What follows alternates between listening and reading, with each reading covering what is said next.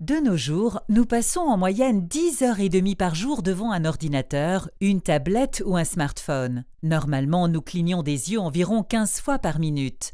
Mais lors de l'emploi intensif d'appareils digitaux, nous clignons des yeux 66% moins. Ne cligner des yeux que 3 fois par minute peut causer des symptômes de sécheresse oculaire. En outre, le travail de près peut causer une mise au point ralentie, une vision trouble, de la fatigue oculaire et même des maux de tête.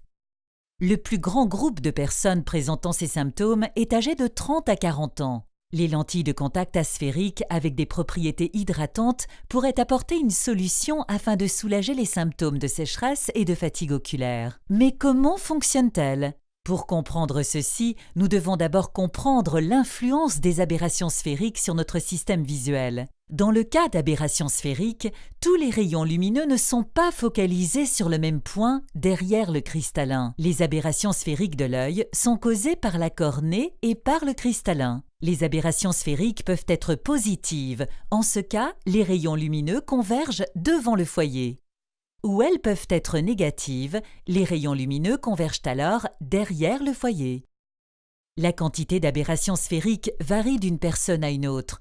Toutefois, dans 92% des cas, ces aberrations sont positives. En moyenne, l'aberration sphérique de l'œil est d'environ plus 0,18 microns. Une lentille de contact sphérique crée également des aberrations sphériques. Toutefois, la quantité de ces aberrations dépend de la puissance de la lentille.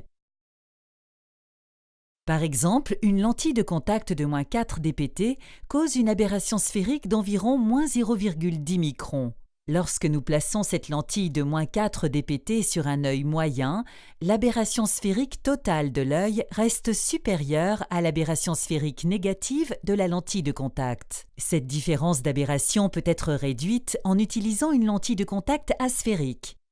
En effet, les lentilles de contact sphériques contiennent plus d'aberrations sphériques négatives. Il en résulte une diminution des aberrations sphériques totales de l'œil. Ceci améliore la vision, surtout en cas de faible luminosité avec dilatation des pupilles.